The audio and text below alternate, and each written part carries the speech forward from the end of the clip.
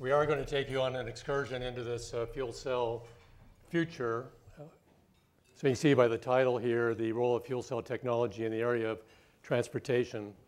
I want to start by just reminding ourselves of what we heard about this morning with respect to the demand of the world on energy. Shown here is the demand as it's represented by the year 2000 to 2020. Going upward with transportation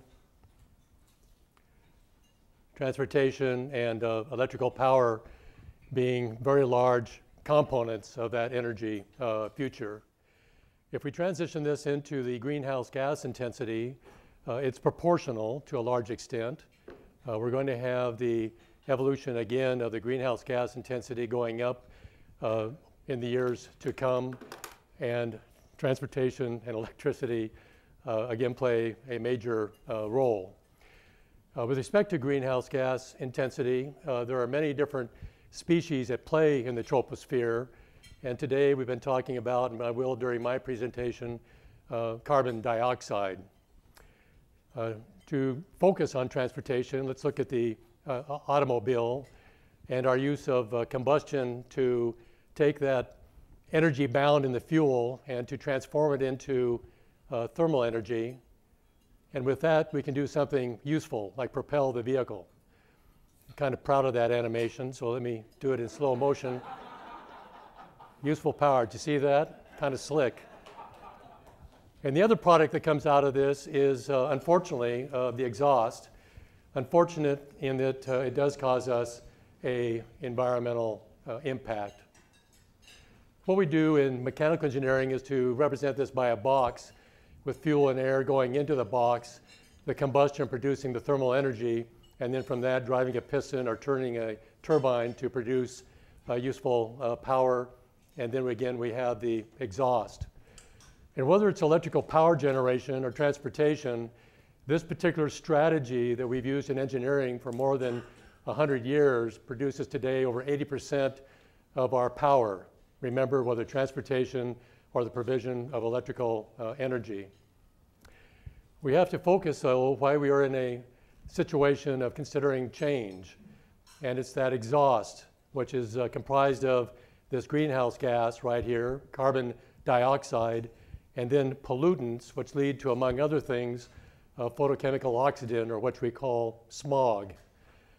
And a picture to put this into context is shown here. It's a rather thought-provoking picture which shows the volume of the Earth and then superimposed upon it the volume of air that's associated with that Earth.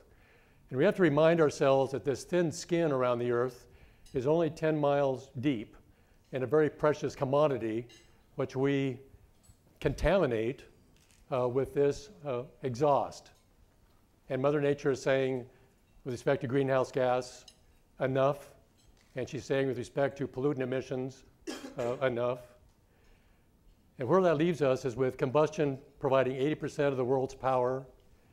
Right here, shown here, 94% of the world's carbon dioxide and over 90% of the world's pollutants. This is a slide that you may want to put on your wall just to focus on this challenge that we've heard about this morning. But another aspect that you do not hear much about is this aspect right here. We're not only contaminating the atmosphere with exhaust, but we're utilizing air as well to operate our combustion process. And a marvelous question for you to ask of your colleagues is, in a tank full of gasoline, how much air will you process? How many pounds? And air is kind of light, so you come out with 10 pounds, 20 pounds. And this air, it's a ton of air that will be processed through one tank full, about 160 pounds of fuel. And that will be mostly nitrogen, right? It is mostly nitrogen, but it's also oxygen. And so we're consuming about 400 pounds of oxygen every time we consume a tank full of gasoline, and expecting Mother Nature to somehow replenish that. What this has done is to lead to this paradigm shift. We've been talking this morning about transportation. There's a similar one going on with respect to electrical power generation. These are the forces as we go down that list: climate change, urban air quality, petroleum dependence, fuel independence, and national security. For that today, in my presentation, I'll be focusing on the climate change.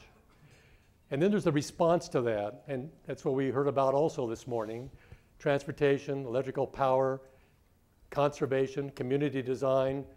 A very nice presentation on the aspects of community design this morning, building design. And today, in my presentation, I'll be focusing on transportation. So I'll just take those two elements. That'll take us back to this vehicle where now we have the major products of combustion, and we also have now the knowledge of these pollutant species that are associated with combustion. An automobile today which operates at around 16% overall efficiency, and remember this 2,000 pounds of air that it's going to consume. So let's focus, as I said we will, on CO2 and just go through something you're well familiar with, but for background to make sure that we understand so that we can appreciate this paradigm shift. This is the emission of carbon dioxide from the automobile, normalized to 1. And one of the takeaways from this slide is to see the proportioning of the carbon dioxide that comes from the extraction, delivery, refinement, and then dispensing of the fuel compared to the emission of CO2 from the vehicle itself. Hybrid technology, which you're experiencing through the ride and drive today, is helping to offset this by a lower signature. And then the question is raised by many: what if we take away the gasoline, remove the carbon from the fuel? We'll hear more about that this afternoon, and operate this combustion vehicle on hydrogen. What does that do? Well, of course, it's going to reduce the carbon dioxide. But that's a teaser. It actually doesn't. If the hydrogen comes from the source that Bill Reinert indicated this morning, steam methane formation, then the signature is actually substantially larger than that. That's the carbon dioxide now, nothing from the vehicle here, but just from the provision of the hydrogen as a fuel. That kind of brings in the fuel cell vehicles. So that was my teaser to bring in fuel cell vehicles. So let's look at the hybrid. Here we've got hydrogen operating combustion engine. Combustion here, we replace the reciprocating engine with a fuel cell, replace it here, the fuel cell, and now we've got a fuel cell vehicle.